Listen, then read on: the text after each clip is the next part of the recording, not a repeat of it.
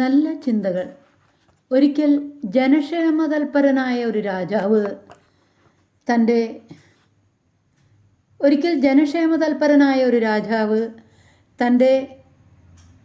രാജ്യത്തിൻ്റെ ഒരറ്റം മുതൽ മറ്ററ്റം വരെ ദൈർഘ്യമേറിയ ഒരു ഹൈവേ നിർമ്മിച്ചു. അതിൻ്റെ ഉദ്ഘാടനത്തിന് മുൻപായി അതിന് എന്തെങ്കിലും കുറവുകളുണ്ടെങ്കിൽ കണ്ടെത്തുവാൻ തൻ്റെ 3 മന്ത്രിമാരെ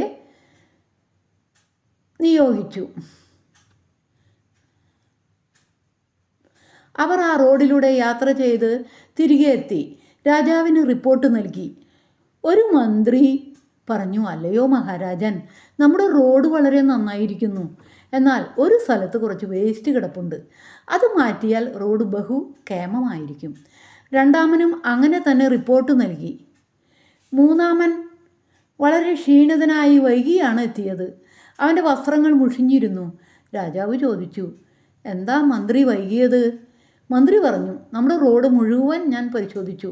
ഇതുപോലൊരു റോഡ് അയൽരാജ്യങ്ങളിൽ എങ്ങുമില്ല. എന്നാൽ ഒരു സ്ഥാനത്ത് കുറേ വേസ്റ്റ് സാധനങ്ങൾ കിടപ്പുണ്ടായിരുന്നു. ഞാൻ ചില ജോലിക്കാരെയും കൂട്ടി അതെല്ലാം നീക്കം ചെയ്തു. ആ ഭാഗം വൃത്തിയാക്കി. അതാണ് താമസിക്കുവാൻ കാരണം. എന്നാൽ അങ്ങനെ ചെയ്യുമ്പോൾ അവിടെ കിടന്നതാണ് ഈ ചെറിയ ബാഗ്. ആരുടേതെങ്കിലും നഷ്ടപ്പെട്ടതാവാം. രാജാവ് പറഞ്ഞു, ആ വേസ്റ്റ് അവിടെ ഇടിപ്പിച്ചത് ഞാനാണ്. അത് മാറ്റുന്നവർക്കുള്ള പണമാണ് ഈ സഞ്ചിയിലുള്ളത്. രാജാവ് എല്ലാവരെയും വിളിച്ചുകൂട്ടി. ന്യൂനതകൾ കണ്ടുപിടിക്കുക മാത്രമല്ല, അവ പരിഹരിക്കാനും നമുക്ക് കഴിയണം എന്ന് പ്രഖ്യാപിക്കുകയും മൂന്നാമനായ മന്ത്രിയെ പ്രധാനമന്ത്രിയാക്കി നിയമിക്കുകയും ചെയ്തു. കുറവുകൾ കണ്ടെത്തുവാൻ ആർക്കും പ്രയാസമില്ല. പക്ഷേ അവ പരിഹരിക്കുന്നത് അത്യന്തം വിഷമകരമാണ്. എന്നാൽ രാജ്യത്തിൻ്റെയും സമൂഹത്തിൻ്റെയും ആവശ്യം കേവലം കുറവുകൾ കണ്ടെത്തുക എന്നതല്ല, കുറവുകളെ പരിഹരിക്കുവാൻ കഴിയുക എന്നതാണ്. നമ്മുടെ രാജ്യത്തും സമൂഹത്തിനും നിരവധി കുഴപ്പങ്ങളും പ്രശ്നങ്ങളും കണ്ടെത്തുന്നവരാണ് നാം ഓരോരുത്തരും.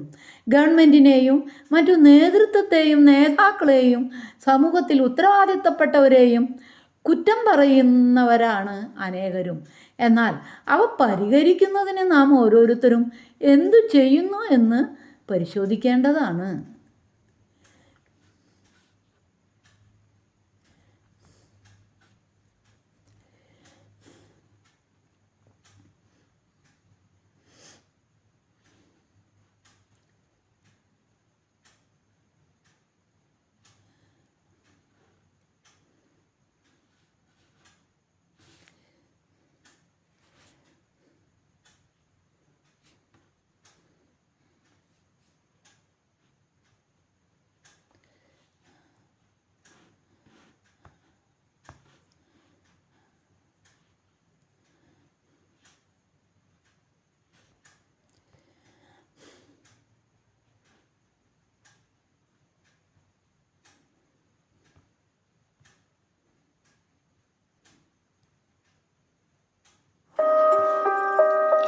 കർത്താവ് അരുളി ചെയ്യുന്നു, ഇപ്പോഴെങ്കിലും ഉപവാസത്തോടും വിലാപത്തോടും നെടുവീർപ്പോടും കൂടെ നിങ്ങൾ പൂർണ്ണ ഹൃദയത്തോടെ എൻ്റെ അടുക്കിലേക്ക് തിരിച്ചു വരുവിൻ.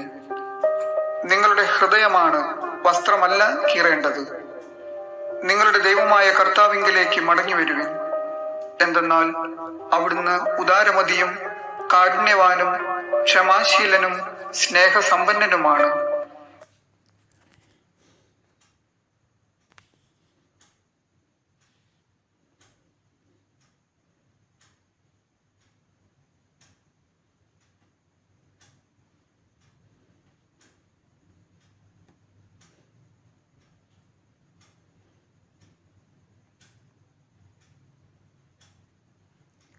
ഡ്രൈവിംഗ് പഠിപ്പിക്കുന്ന സമയത്ത് എന്റെ ഗുരു ഒരു ദിവസം വണ്ടി റോഡിന്റെ സൈഡിൽ കൊണ്ട് നിർത്തിയിട്ട് എന്നോട് ചോദിച്ചു, സജി നീ മുമ്പോട്ട് നോക്കി എത്ര വഴിയുണ്ട്.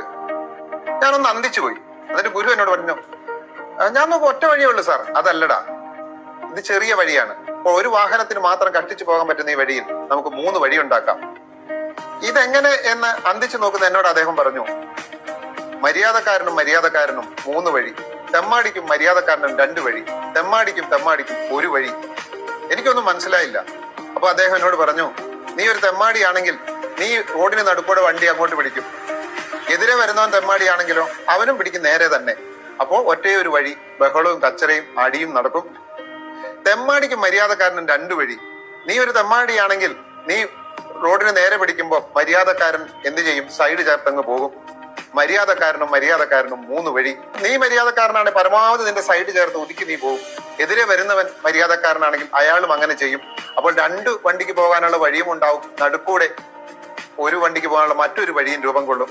അതാണ് മര്യാദക്കാരനും മൂന്ന് വഴി.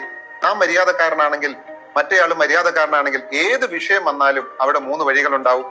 നാം മര്യാദക്കാരനും അയാൾ തെമ്മാടിയുമാണെങ്കിലും ഉണ്ടാവും രണ്ട് വഴി.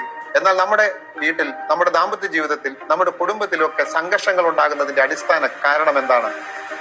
നാം കണ്ടത് മാത്രമാണ് ശരിയെന്ന് കരുതുന്നു. നമ്മുടെ വഴി മാത്രം നാം തെരഞ്ഞെടുക്കുന്നു. അങ്ങനെ തെമ്മാടിയും ചേർന്നപ്പോ ഒരു വഴിയാകുന്നതാണ് നമ്മുടെ ദാമ്പത്യ ജീവിതങ്ങളെയും കുടുംബ ബന്ധങ്ങളെയും ഒക്കെ സംഘർഷത്തിലേക്ക് നയിക്കുന്നത്. മാതാപിതാക്കളും മക്കളും തമ്മിൽ ഏത് വിഷയവും നമ്മൾ എടുത്തോളൂ, ഒരു വഴി മാത്രമേ ഉള്ളൂ എന്ന് നാം ചിന്തിക്കുന്നിടത്താണ് നമ്മളുടെ പ്രശ്നങ്ങൾ ആരംഭിക്കുന്നത്.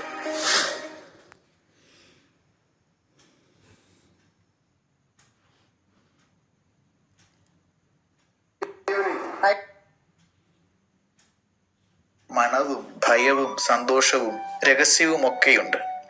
വിവാഹത്തിലൂടെയും മറ്റും ആ വീട്ടിലേക്ക് വന്നു കയറുന്ന ആൾക്ക് മറ്റൊരു ലോകത്തിന്റെ രുചിയാണ് പരിചയം. വേറൊരു വീടിന്റെ ഭയവും സന്തോഷവുമാണ് പ്രധാനം. അതുകൊണ്ടാണ് പുതുതായി വന്നു ചേർന്നയാളെ ഉൾക്കൊള്ളാൻ പല വീടിനും കഴിയാതെ പോകുന്നത്. അങ്ങനെയാണ് പലരും വീടിനുള്ളിൽ പ്രവാസികളെ പോലെ കഴിയേണ്ടി വരുന്നത്. ഒരു വീടിന്റെ സ്വന്തമാവുക എന്നാൽ ആ വീടിന്റെ ഭയവും രഹസ്യവും ഒക്കെ സ്വന്തമാക്കുക എന്നാണ് അർത്ഥം.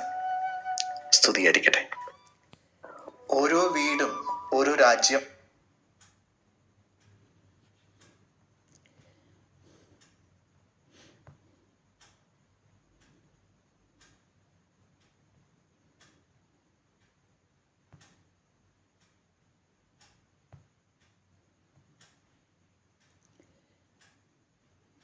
ഒരാൾ തന്റെ കുട്ടിയുമായി ട്രെയിനിൽ യാത്ര ചെയ്യുകയായിരുന്നു.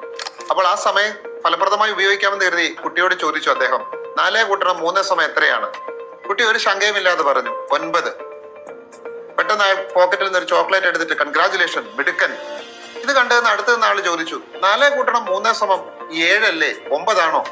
എന്തുകൊണ്ടാണ് തെറ്റായ ഉത്തരം നിങ്ങൾ പറഞ്ഞപ്പോഴും ആ കുട്ടിക്ക് നിങ്ങൾ അപ്രീഷിയേറ്റ് ചെയ്തത്? അവനെ നിങ്ങൾ അഭിനന്ദിച്ച് എന്തുകൊണ്ടാണ്? അപ്പൊ അച്ഛൻ ചിരിയോടെ പറഞ്ഞു, പുരോഗതിയുണ്ട് സാറേ. ഇന്നലെ അവൻ 4x3 ഞാൻ ചോദിച്ചപ്പോൾ പറഞ്ഞത് 12 എന്നായിരുന്നു. ഇന്നവൻ അത് 3 കുറച്ച് 9 ആക്കിയല്ലോ. ഈ കഥയിൽ നാം പഠിക്കേണ്ട ഒരു കാര്യം ഇത്രയുമേ ഉള്ളൂ. നാം പൂർണ്ണമായും ശരി ഉത്തരത്തിനല്ല മാർക്ക് നൽകേണ്ടത്. പുരോഗതിയെ അളക്കാൻ നമുക്ക് കഴിയണം. നമ്മുടെ കുട്ടി പുരോഗമിക്കുന്നുണ്ടോ? അവൻ ശരിയായ രീതിയിലാണ്, ആ പുരോഗതിയെ കാണാൻ നമുക്ക് കഴിയുന്നുണ്ടോ? അതിനെ അഭിനന്ദിക്കാൻ കഴിയുമ്പോഴാണ് രക്ഷകർത്തൃത്വം അതിന്റെ ശരിയായ മാർഗത്തിലേക്ക് കടക്കുന്നത്.